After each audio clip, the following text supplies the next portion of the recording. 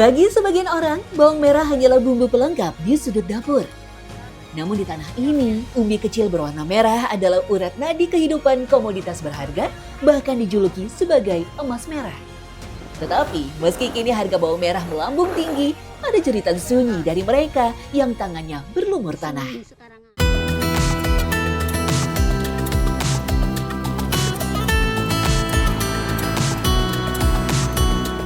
Sejak dekade 90-an, Kabupaten Brebes di Jawa Tengah telah mengukuhkan diri sebagai ibu kota bawang merah Indonesia. Jika pasokan dari bumi Brebes ini terguncang, efek dominonya akan langsung terasa hingga ke meja makan masyarakat di berbagai penjuru Nusantara. Masuk dalam kelompok bahan pokok utama dengan bobot besar dalam indeks harga konsumen, fluktuasi harga bawang merah adalah salah satu penentu utama laju inflasi nasional. Pasar Sengon di Kecamatan Tanjung ini menjadi saksi bagaimana denyut harga harian di sini menentukan nasib harga di pasar-pasar induk kota besar. Kan harga bawang lagi melangit nih, jadi modalnya bingung nambah. Ini pun lagi tawar-menawar belum tentu jadi, ya lagi nyoba kelapa ini gitu. Harganya sama nggak sama yang biasa saya belanja, di atas 3, soalnya ini kualitas bawang kurang bagus. Paling kita ambil untung per kilo kurang lebih 3.000, itu pun diambil tak sortir dulu kan, di rumah ada karyawan. Kegelisahan Triana menulari hingga ke pedagang luar daerah. Indah, pedagang dari Pasar Aji Barang Purwokerto, kini hanya mampu membawa pulang 4 hingga 5 karung saja. Padahal biasanya Indah bisa membawa pulang 7 karung dari Pasar Sengon. Kenapa ambilnya sedikit? Permintaannya sedikit. Tadi beli ini berapa harganya? 32, 35. Ya ada yang besar, yang gini ini nih, yang besar. Oh, Ini 40 nyampe. Kondisi ini berimbas pada kesibukan di Pasar Sengon. Tak sampai pukul 9 pagi, pasar berangsur sepi. Bawang merah yang tak terlalu banyak, semua ludes terangkut ke penjuru Pulau Jawa. Berkurangnya kemampuan Brebes menyuplai bawang merah menjadi masalah sejak tahun 2015. Selain berkurangnya stok, harga bawang merah pun tak terkendali. Sebelum tahun 2015 itu Brebes mensuplai 40% bawang merah, kebutuhan bawang merah di Indonesia. Tapi sekarang turun tinggal 20%-an lah. Bawang merah salah satu komoditi yang menyumbang inflasi. Kita itu sudah surplus, tapi surplusnya tidak di satu sisi, tidak di satu waktu. Kita ada minusnya di bulan April, Mei, sampai Juni, cuma 3 bulan. Dan di 9 bulannya kita sudah cukup sampai surplus. Tetapi yang menjadi ironi, saat harga di pasar menembus angka tinggi, para petani tak serta-merta bisa menikmati hasil panen. Saat sebagian besar lahan di Pantura Brebes belum memasuki masa panen raya, para petani justru sedang bertaruh dengan biaya produksi yang mencekik dan ancaman gagal panen akibat serangan penyakit endemik. Nah ini Mbak, yang terserang yang penyakit terkini, janda pirang namanya kalau yang di Brebes yang mulai. penyakit janda pirang. Ya, kalau menurut PPL sih ini katanya kena virus. Ini sehamparan loh Pak, semuanya kayak gini. Semuanya, iya. Berarti semuanya sakit? Sakit semuanya, kalau virus kan cepat penyebarannya. Secara kualitas, kalau nggak keserang penyakit kan dia umbinya membesar. Karena dia keserang penyakit, daunnya kena virus, akarnya ini, akhirnya kan dia buahnya kerdil. Makanya tetap di pasar tetap laku, tapi dengan harga kualitas paling rendah. Kalau nggak terserang virus ini, otomatis besar kan harganya lebih mahal. Demi menyelamatkan tanaman yang berumur pendek, para petani terpaksa beralih dari pupuk subsidi ke pupuk non-subsidi impor. Selisih harganya bisa mencapai 5 sampai 10 ribu per kilogram. Kalau pakai subsidi itu kurang hasilnya. Jadi kurang lah intinya. Maka kami karena sudah bertahun-tahun berbudidaya itu kan akhirnya tahu dalam pengamatan. Kalau pakai subsidi nanti pertumbuhannya seperti ini. Akhirnya memang pilihan petani kalau pakai subsidi nggak bagus, akhirnya ya kami beralih ke yang impor, yang non subsidi. Mahal Pak? Mahal. Ada yang 18.000 ya, di atas 10.000 lah. Kebutuhan pupuk untuk selama setanam berapa banyak? 3 kali pemupukan, kalau luasan ini 1000 meter ya kira-kira 1 kintal lah. Sebuah harga yang harus dibayar mahal oleh Wiono mengingat dirinya harus menyelamatkan hasil panen. Pasalnya jika terserang hama, minimal ada 2 kuintal panen bawang merah yang terancam hilang di setiap 1 hektar kebun. Kalau harapan kami petani itu peran pemerintah yang paling penting adalah di penanganan hama. Saya berharap pemerintah punya program untuk penanganan hama karena hama dan penyakit ya pada prinsipnya. Dari petani ke pengepul, masalah pun datang serupa. Salah satunya adalah Dimas. Berperan sebagai penebas, Dimaslah yang membeli langsung hasil panen di kebun sehingga perputaran uang petani menjadi lebih cepat. Tapi dengan begitu, Dimas menghadapi resiko gagal panen ataupun gagal jual yang tak kalah merugikan. Kalau ini yang milih, soalnya nebas sih jadi milih.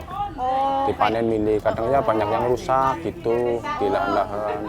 Ya banyak yang gagal panen. Katanya ada yang nggak jadi udah pesan ke Sumatera, Mas. Nggak jadi, harganya di sana nggak akur. Jadinya gagal loh. Gagal ngirim. Iya, iya.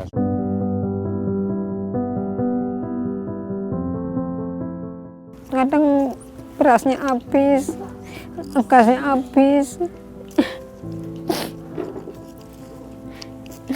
Semua harga semua. Mahal Kak. Puru-puru beli telur.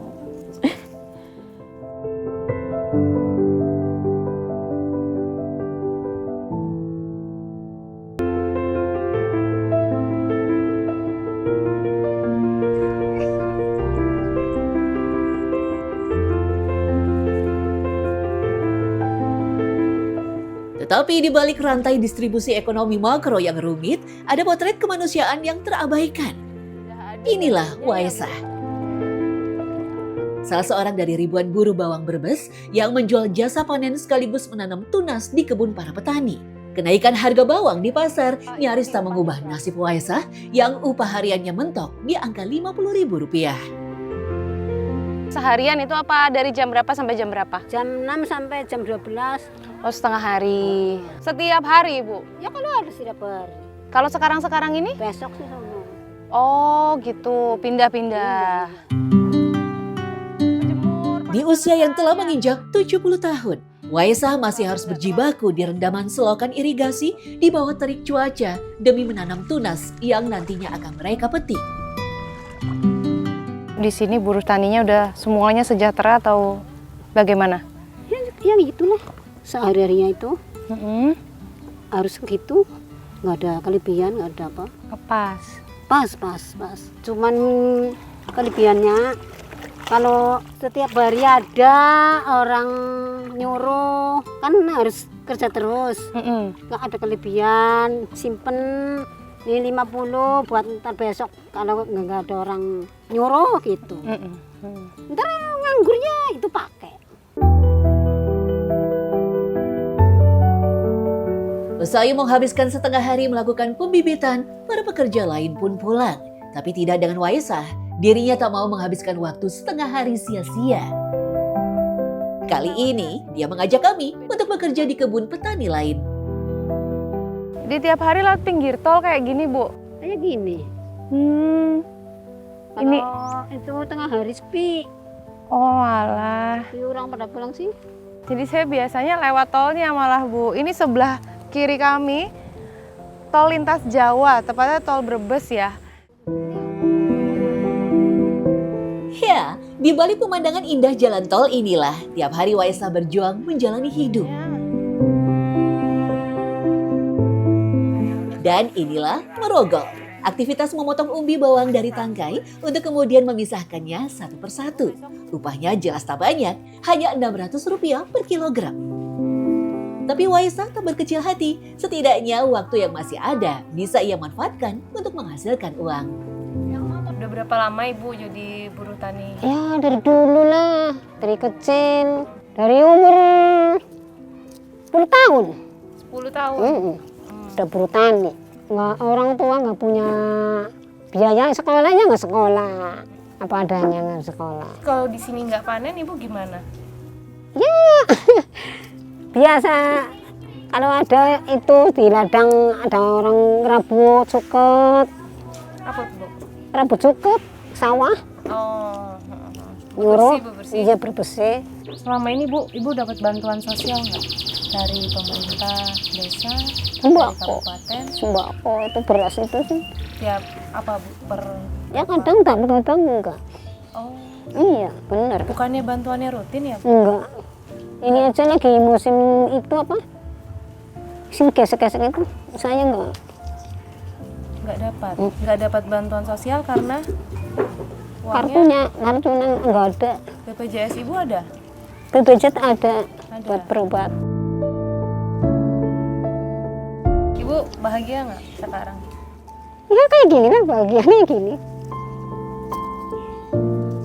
Apa yang paling Ibu, kalau ingat-ingat sesuatu yang bikin Ibu sedih itu apa, Bu?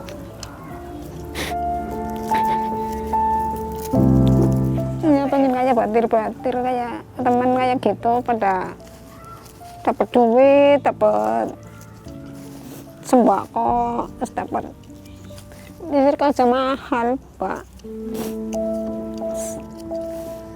Ngisi 20.000 ya kadang nggak seminggu. Itu 50 dibagi susah.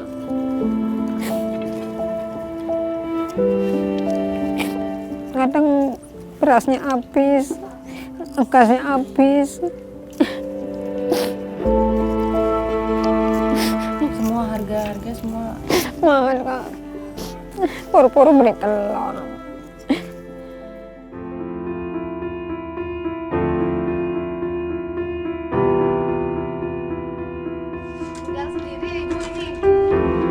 Di penghujung hari, Waisa mengajak kami ke rumahnya.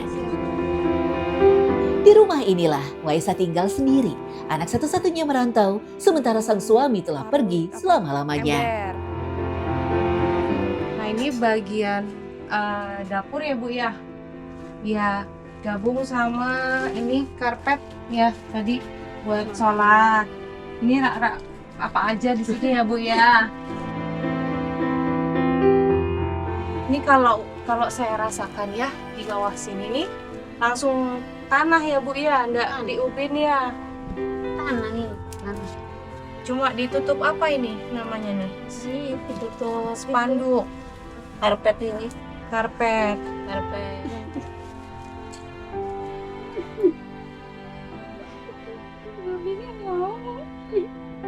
Ibu capek ya? Capek banget. Capek banget. Kadang sakitnya cuma karena adek. Panggil adek, badan nggak enak. Adek deket sini ya, tinggalnya. Depan.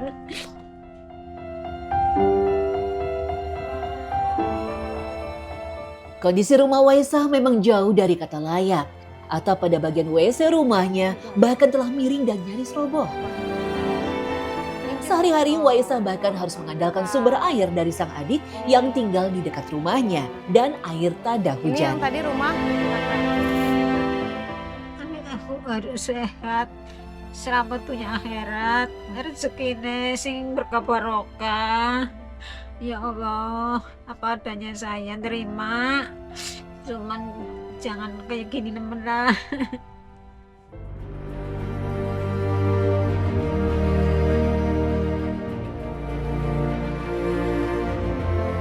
Klaim Badan Pangan Nasional atau Bappenas pada situs resminya, panel harga pangan saat ini relatif stabil. Namun realita pada bawang merah hari ini tak ada ketentuan harga yang menenangkan. Jika ditelisik, industri bawang merah memang tak memiliki keistimewaan seperti produksi beras. Beras sudah memiliki ketetapan harga dan hasil petani juga akan dibeli oleh pemerintah melalui Bulog. Tahun 2022, 2023, 2024 kita ada program dari Kementerian Pertanian juga yang disebut dengan Champion. Champion itu sebenarnya adalah pola program dan kegiatan antara petani dan pedagang untuk menjaga keberlangsungan itu supaya ada kepastian ketika petani itu memproduksi misalkan harga rendah, pedagang juga bisa menyerap itu. Jadi ada subsidi dari negara, ada Kementerian Pertanian membantu petani senilai 6 juta per hektar. Jadi harapannya adalah ketika petani di Brebes dan pelaku usaha pertanian bawang merah di Brebes itu tidak hanya sekedar memproduksi bawang merahnya saja sebenarnya, tetapi juga mampu mengolah sampai ke hilirisasi.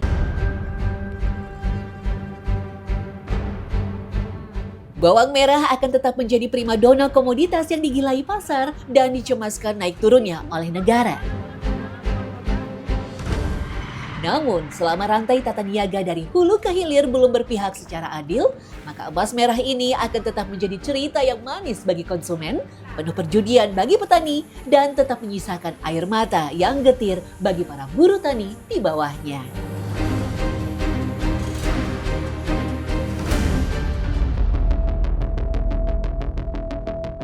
Inilah potret sebuah wilayah yang perlahan sirna dari peta. Di Sayung, Kabupaten Demak, Jawa Tengah, daratan yang dulunya subur kini telah bersulap menjadi lautan luas. Enten nombak kali angin ngoten ku tambah bola seduweh. Lebih dari 15 tahun, warga di sini tak lagi menginjak tanah. Mereka dipaksa hidup berdampingan dengan abrasi yang kian mengganas, merenggut ruang hidup, dan menyisakan ketidakpastian yang panjang.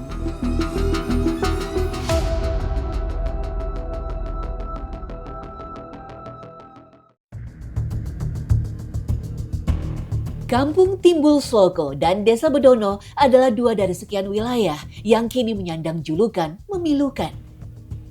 Desa Tenggelam. Yang kami lewati ini dulunya merupakan daratan. Sekarang sudah rata dengan air. Dan inilah akses menuju Kampung Timbul Sloko.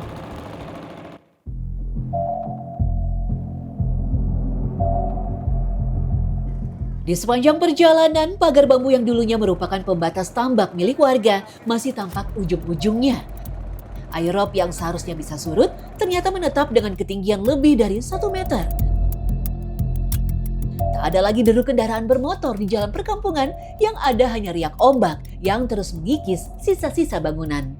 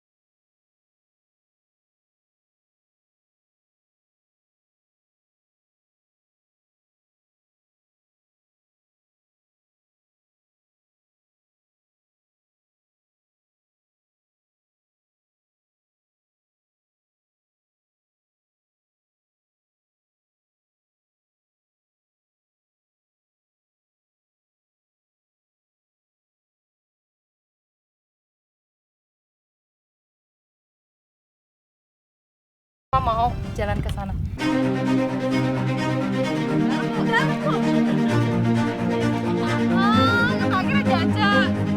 Menjadi nelayan darat ibarat pilihan tunggal bagi Musarofah. Semua ia lakoni semata-mata karena ingin bertahan hidup. Tempat Ibu Musarofah menaruh jaring ini dulunya daratan. Nah sekarang kondisinya sudah seperti ini, sedalam ini, Seperti laut. air semua ya Bu ya. Iya. Dan ini air rob ya Bu. Air rob. Air rob. Ketika kondisi laut pasang, tentunya akan semakin tinggi air ini. Saat berjalan, saya merasakan lumpur yang kami pijak. Rupanya tempat ini dulunya adalah sawah yang menjadi sumber penghasilan Musarofah. Dulu kan padi kan nak dapatkan tontonan. Nak dulu sing duwe ngono kabeh apa?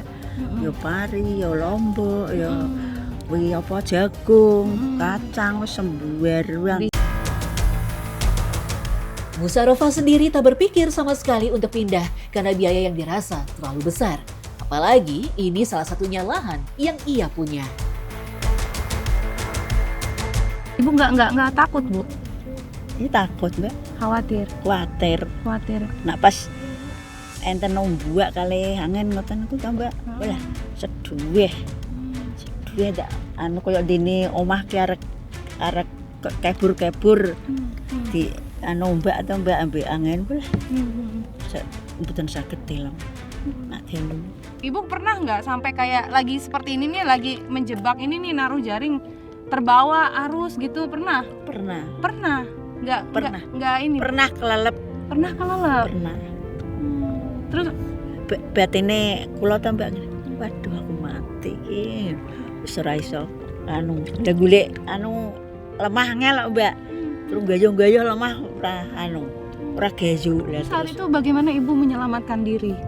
Terus anu Mbak, terus sekarang ngelangi-ngelangi to Mbak, terus suwe-suwe kok nangguh sikil kok nangguh lemah, terus jebul anu iki wis cethek ngono terus. Nggak trauma Ibu, udah pernah kayak gitu nggak trauma? Lah terus pomot trauma terus gaweane apa Mbak?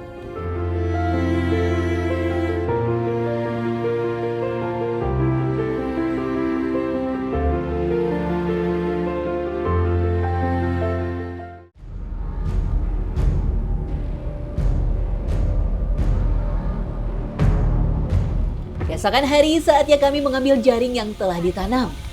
Botol plastik yang mengambang menjadi penanda lokasi jaring. Menariknya, Musarofah mempelajari semua secara otodidak. Tanpa guru, tanpa bantuan siapapun, mereka belajar dari keadaan. Dari menyiapkan umpan, merawat jaring, hingga mengolah hasil tangkapan, seluruh peluh dan peliknya pekerjaan kasar ini dipikul sendiri di pundak Musarofah. Semua demi hasil tangkapan yang tak pasti. Hasil dari menjaring tidak memadai dan juga nggak menentu gitu ya. Kadang hasilnya banyak dan ternyata hari ini sepi kata Ibu. Hasilnya sedikit, udah gitu kepiting sama udangnya kecil-kecil.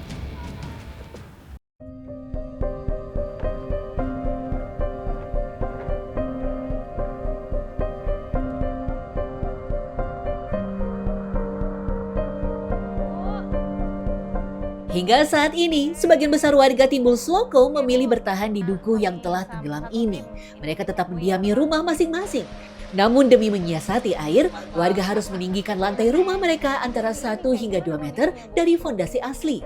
Menggunakan papan kayu, mereka membangun lantai baru yang kini posisinya menjadi sangat dekat dengan atap. Ini kamar siapa? Kamar saya. Dari sebelah kakung. Kamar tidur, Mbak. Riyen kamar tidur. Lah sakniki mboten kenging dipakai. Karena ini air lautnya sudah masuk ke sini. Kenapa yang bagian belakang ini nggak ditinggiin juga, Bu? Enggak sampai, enggak cukup anu. Oh, bambunya cuma sampai sini aja. Oh gitu. Sekarang dibiarkan begitu aja ini, Bu? Nggak dipakai ruangannya? Enggak dipakai sama sekali. Mau gimana ya, Bu ya? Ini dibobol nih ya, Bu ya. Tadinya segini. Bulan-bulan musim angin gelombang adalah saat-saat yang menakutkan bagi warga. Seperti pada akhir 2024 dan awal 2025, tingginya air dan gelombang sempat membuat anak-anak tidak masuk sekolah hampir sekitar 2 pekan. Ini kalau tinggi banget bisa sampai ke sini juga, Bu? Iya, bisa. Nah ini bagian belakang rumah yang dulunya dapur, ya Bu ya? Iya. Nah karena bambunya nggak cukup, bagian belakang ini nggak ditinggiin, ya akhirnya kayak gini terendam, apalagi ketika air roobnya datang dan ditambah hujan deras seperti sekarang ya Bu, gitu. Tapi ini bisa surut juga lagi Bu? Pas mungkin lagi airnya surut gitu. Bon ajeng ngungkuli niki kalau mau ya, kalau nggak saya sedih, wong bon sekilan ngeten no. Ajeng kelem niki kula seduwe. Riyen kelem wae kula mboten saged tilem. Kula tongok-tongok ngoten niku ngasek ngasek enjing. Tur natap niki kita jebul sedaya niki ditatap ombak niki anu kocone jebul sedaya. Gangsal 12 dinten ngoten niku terus ngasek ya Allah. Sedih enten rop ageng ngoten niku seduwi. Ajeng jebak mboten saged. Enten rop enten ombak ngoten niku kula nate enten ombak gedhe kula jebak malah mboten saged wangsul. Kula goceang preng ten. Saya pinten-pinten jam mentosi niku ombak.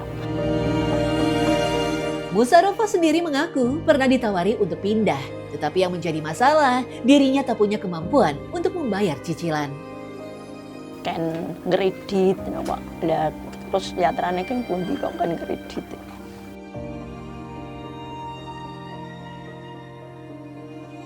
Kisah Mbah Musarofah bukan cerita tunggal. Krisis lingkungan di pesisir Demak ini nyata dan terukur.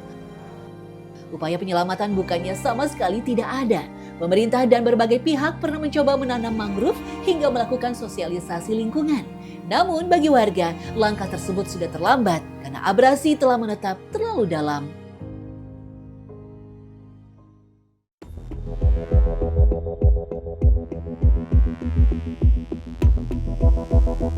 Dampak terbesar dari krisis ini mengalir pada masa depan generasi mudanya.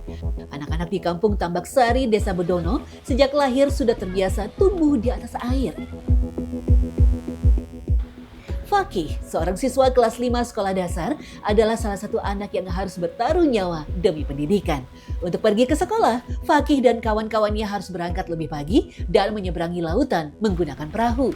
Ketika cuaca buruk dan angin kencang melanda, aktivitas belajar terpaksa dihentikan karena ombak terlalu berbahaya untuk diarungi perahu sekolah. Yang jalan tuh di Permajid ke sana tuh jalan semua. Ya udah biasa, Mbak. Udah biasa. Udah biasa.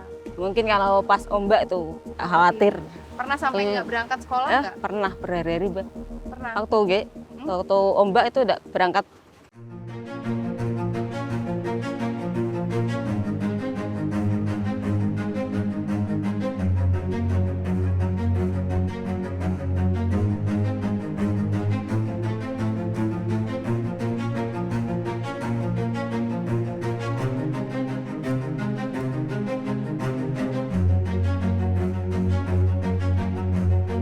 Yang menakjubkan, kondisi ini tak mematahkan semangat Fakih sama sekali.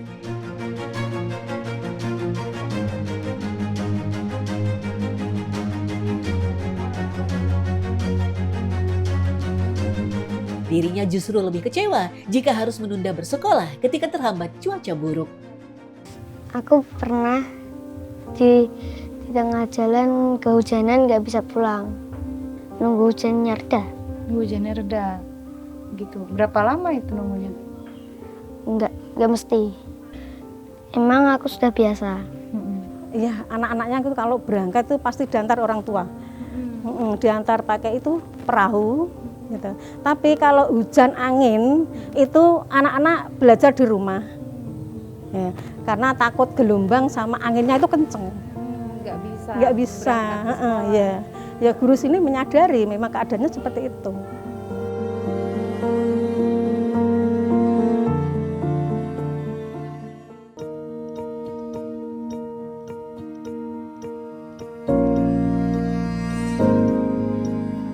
Pihak sekolah pun harus beradaptasi. Bangunan sekolah ini terpaksa direlokasi dan dibangun menyerupai rumah panggung demi menghindari air rob yang kerap masuk ke ruang kelas.